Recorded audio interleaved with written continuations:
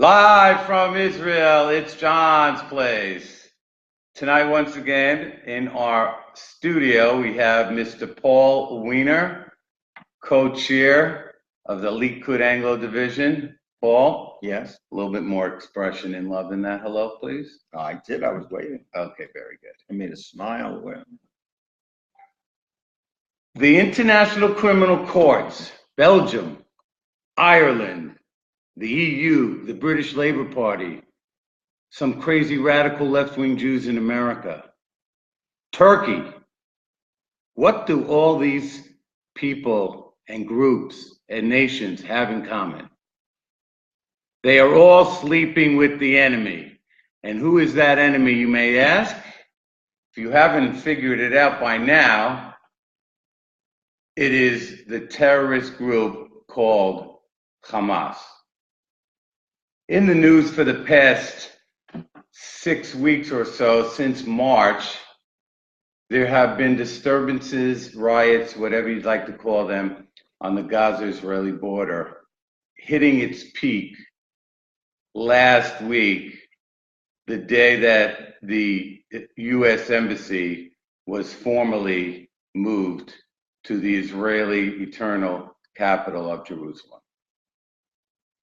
Now, these demonstrations have been portrayed around the world as peaceful by people just trying to express their problems, their sorrows, their pain, their suffering by living under the occupation.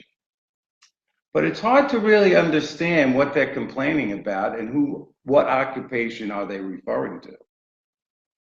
Israel, as we all know, left the Gaza Strip, uprooted 10,000 of their citizens in 2005, I believe was the year, summer of 2005, under then Prime Minister Ariel Sharon. Now, who is occupying Gaza? Why is it still called occupied territory? Well, ladies and gentlemen, the enemy, Hamas, is the occupying force. The enemy, Hamas, is teaching and encouraging women and children and young men to attack the border by whatever means they can in order to create a very negative response from the Israeli Defense Forces. After failing by having suicide bombers, tunnels, kidnapping, shootings, by failing to beat the state of Israel into submission using these tactics, Hamas, the occupying power in Gaza, is now using human shields, but human targets, actually. They're not shielding themselves. They're using people and children as targets. Children, women. That falls on the people. Yes. Well, I want to enunciate the fact that these people happen to be little children. Baby carriages. It's they're not just baby carriages. They're flinging Molotov cocktails, they're burning fires, they're shooting. Now, my question is, what is the fascination and the love for Hamas? Why do these groups only protect Hamas in this situation? Do they honestly believe, excuse me, do they honestly believe that Israel is at fault here for defending its border from 40,000 people, excuse me, wanting to destroy the fence and attack Israeli citizens living close to the border? Is that really their goal? Well, any excuse they can have to be anti-Semites without being called anti-Semites, they take advantage of. You know, just yesterday, they pounded a suburb of Damascus, a Palestinian suburb of Damascus, into the ground. And who knows how many men, women, and children they killed. Anybody mention it? No. So my question is, why aren't there solutions coming out of, let's say, the European Union or other organizations as far as what would be a solution for Gaza? They only want to blame Israel for the conditions in Gaza. When will they get up and have the courage to finally say, Hamas, either you shape up or you ship out? Excuse me, sorry about that, yes. How can this continue that a group can oppress and suppress its people and the world stands by and only can blame the one country that is doing something to help the people living in Gaza? Well, the problem is that all these countries you're talking about are the ones that support Hamas with millions and millions of dollars. And the money doesn't go to the people. They put it in their pockets. And, like Hania, he's a billionaire. Abbas, he's a billionaire. Arafat, he was a multi-billionaire. And the people never receive it. It's like terror. Are they only putting the money in the pockets, or are they only building tunnels and building weapons to destroy Israel, to make an attempt? Isn't money going there as well, Paul? Yes, but my point is none of this money goes to the people that they're supposed to be, helping out. Do we have any suggestions of our own that might help the situation in Gaza? That they stop, trying to destroy the Jewish people and the Jewish nation. That would be a good start, because what people don't remember, when Israel removed its peace-loving, kind citizens of Gaza, who used to employ many of these people in Gaza to work in their farms.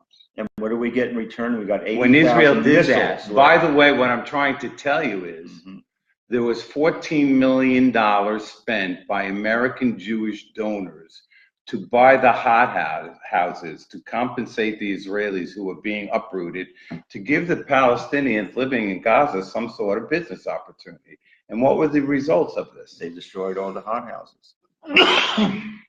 Ladies and gentlemen, we must understand, Israel is not the perpetrator in this violence. Israel is not the aggressor. We want you to know that it's time for the world to see that Hamas is controlling these people, and they're sending them to their deaths on a daily basis. Can I say something? Please. The Hamas charter states very emphatically. I'm joking. The Hamas charter states very emphatically that their purpose is to destroy the state of Israel and kill Jews.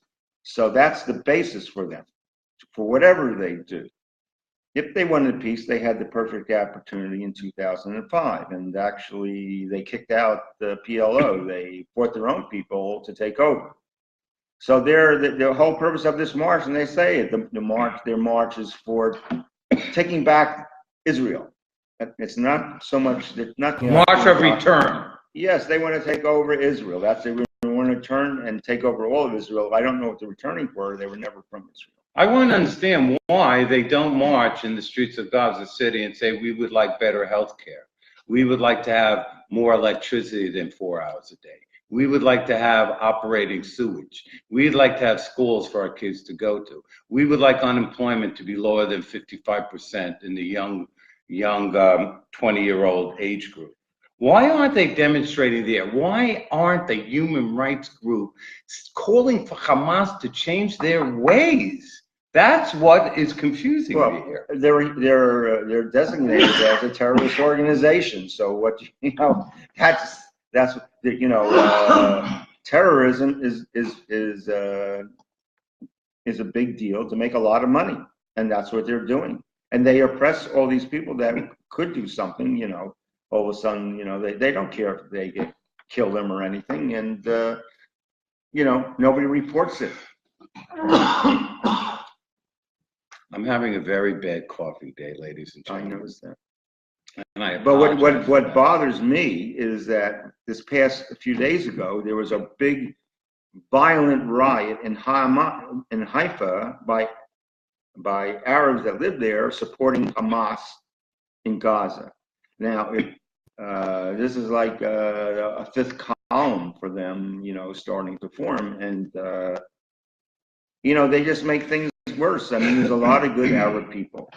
And, By the way, these are not just Arab citizens. We're talking about members of the Israeli parliament, the Knesset, who are also demonstrating. Now, that's kind of hard to believe that people who are enemies of the state are permitted to be members of the parliament. I don't know where else in this world that actually happens, but it does in Israel, ladies and gentlemen. So where are the human rights groups to understand how liberal Israel is as far as human rights and the rights of their Arab population? A lot better than the rights of the Jewish people, like Meir Kahane, because he wanted to relocate Arabs, his party was outlawed. But if the Arabs say we want to relocate all the Jewish people in the Mediterranean Sea and let them swim and die, that's okay. And there's a lot of incitement by these members of the Knesset, like Zoabi and these other ones. And why we allow it is beyond me. And I want to say one more thing. I cannot believe that to this date we have Israeli soldiers, their remains still in Gaza, the Golden family, for one, for our neighbors here, and a couple other civilians.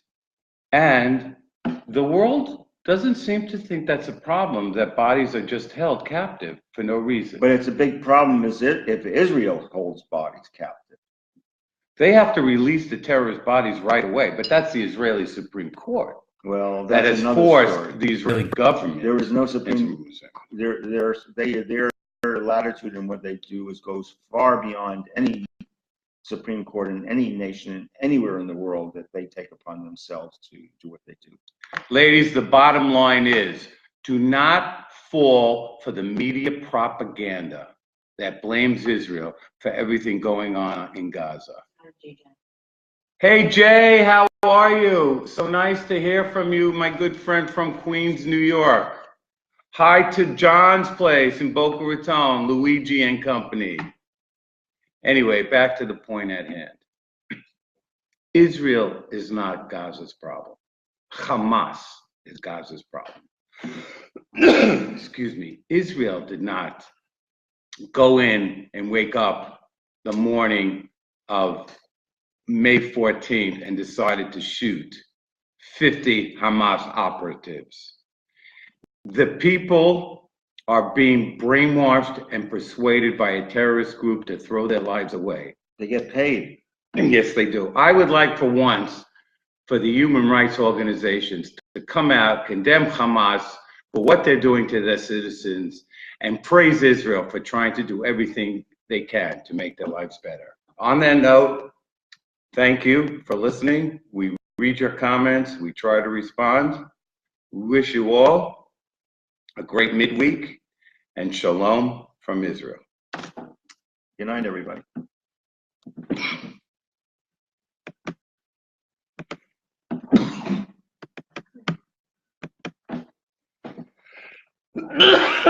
What happened? What? A horrible show. Right? Well, the coughing isn't good, and then every time you cough, you move your head, you turn, and then it's Or you leave. video. Why all of a sudden did you get the coughing fit? You weren't coughing before the show.